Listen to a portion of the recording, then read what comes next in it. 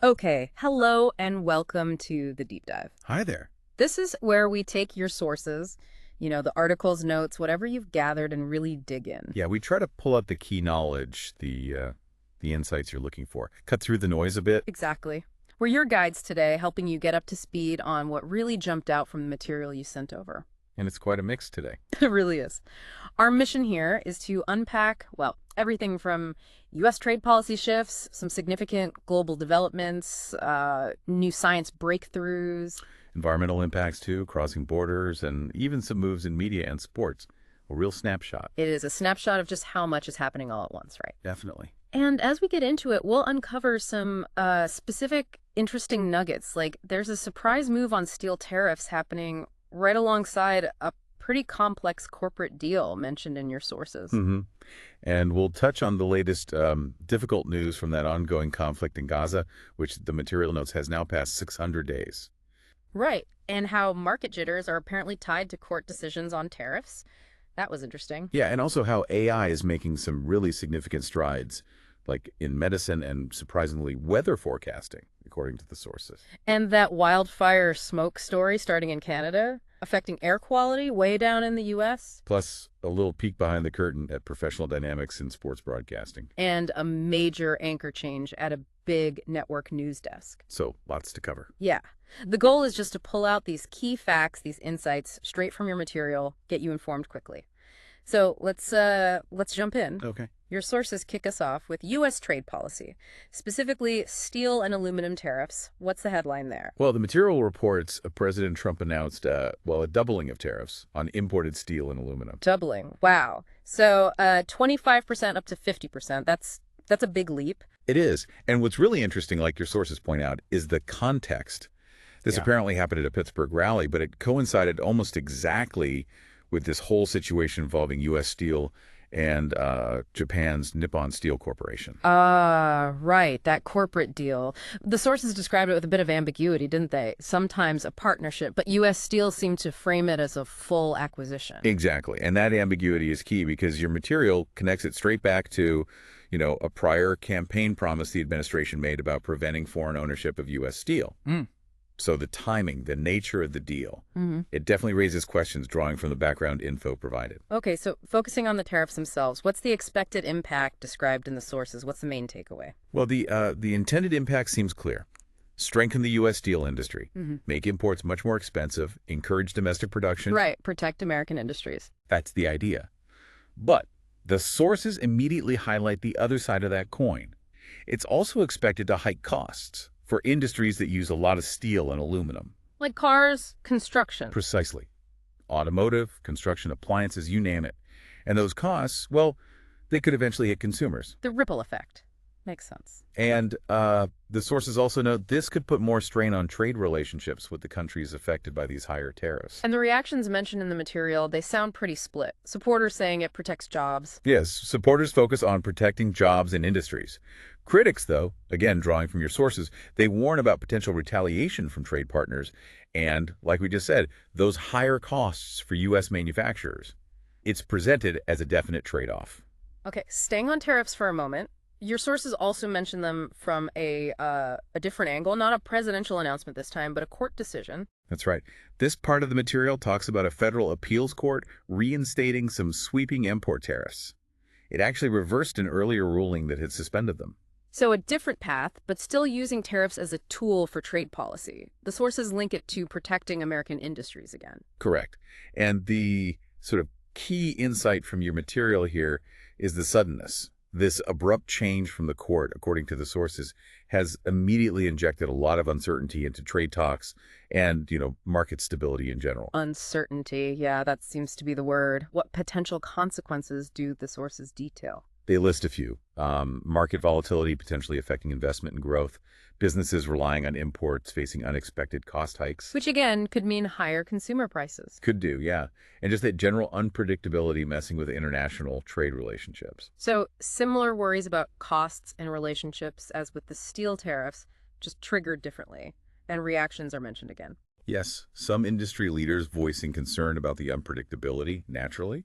Others, the material states, support the measures, seeing them as needed protection. Interesting. What's really fascinating, looking at both these points in your sources, is seeing different livers. Presidential action here, a court ruling there, both adding to this really complex, dynamic picture of trade policy and its economic effects right now. Okay, let's shift gears now. A completely different topic highlighted in your sources, the situation in Gaza. Yes, this section describes a very concerning event, the Israeli military issuing new forced displacement orders in northern Gaza. Your material says this led to more evacuations and, sadly, more casualties. And the context provided is that this is happening during already intense military actions there. What really stands out from the background in your sources is just the sheer length and scale of this conflict. Over 600 days, the material notes. Huge civilian casualties, widespread destruction. And efforts for a ceasefire failing repeatedly. Right, repeatedly failed. And the humanitarian situation is described very clearly as just continuing to get worse. According to the sources, what's the described impact of these new displacement orders? The sources are very direct. They're making an already terrible humanitarian crisis even worse. Thousands more people forced to flee, maybe again. Access to essentials like healthcare, clean water shattered, widespread food insecurity. It paints a grim picture based on the material. Your sources also mention international reactions. They do. Organizations like the UN, various countries, they've criticized Israel's actions, citing concerns, as mentioned in the sources, about potential violations of international law and, again, the worsening humanitarian catastrophe. And it is crucial we present all sides as they appear in the material you provided. What about Israel's position, according to the sources? Your sources state that Israel maintains these military operations are necessary to combat terrorism and ensure its national security. We're just laying out exactly what your material presents on this. Okay. From that very difficult situation, let's turn to something different. Again, breakthroughs in science, also covered in your sources. Absolutely. This bit introduces DeepMind's AlphaFold, and it reports a really significant achievement, its ability to rapidly and accurately predict the structure of proteins. Predicting protein structures, why is that such a big deal? What's the key insight there? Well, for decades, figuring out the 3D shape of a protein was incredibly hard, slow work, but it's crucial for understanding how they work. Right. The insight from your sources is that AlphaFold is just changing the game. It's cracking this huge, long-standing challenge in biology and massively speeding up research. And the impact described, what does that speed enable? The core impact is faster discovery. Plain and simple.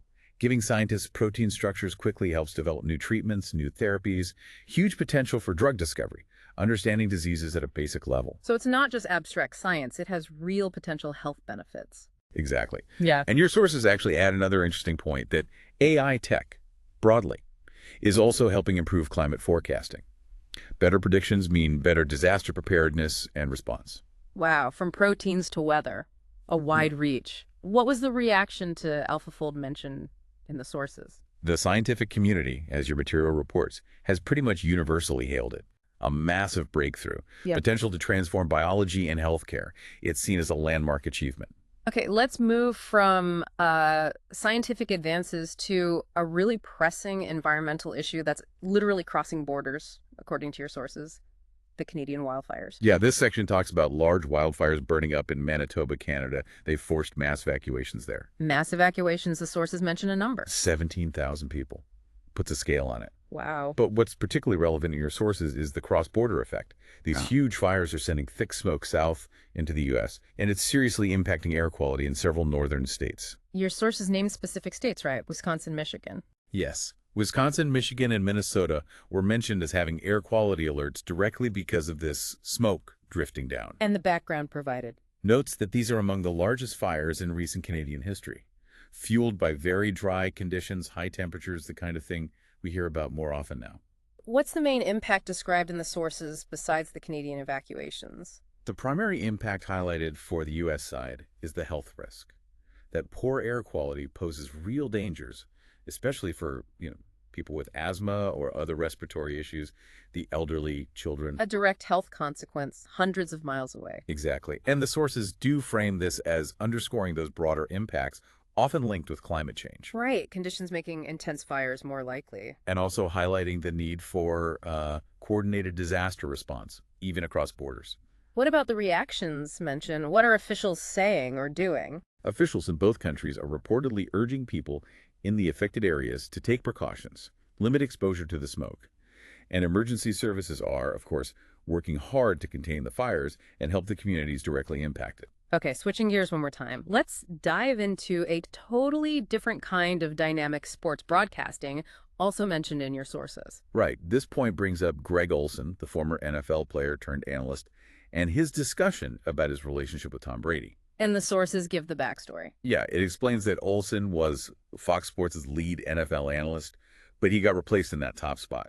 And the reason was Tom Brady's huge contract with Fox, something like $375 million, which basically guaranteed Brady the lead analyst job whenever he retired from playing. That's a massive contract. So a business decision directly impacting Olson's role. Absolutely. And what Olson emphasized, according to your sources, was the importance of staying professional, maintaining camaraderie, even when you're basically competing for the same job or being replaced. A glimpse into that world. What do the sources suggest this situation highlights? Your sources kind of use it as an example of the challenges, the unique dynamics within sports media, how big talent deals can really shake up the roles and relationships behind the scenes. And the reaction cited towards Olson himself seems positive. Yes, the material mentions that fans, industry people, they widely praised Olson for how he handled it, with grace and professionalism. Okay, finally, your sources point to a pretty significant change in television news. Yeah, this last piece reports on Lester Holt signing off as the anchor of NBC Nightly News. He'd been there a decade. A decade is a long time in that chair. What's the significance the sources highlight?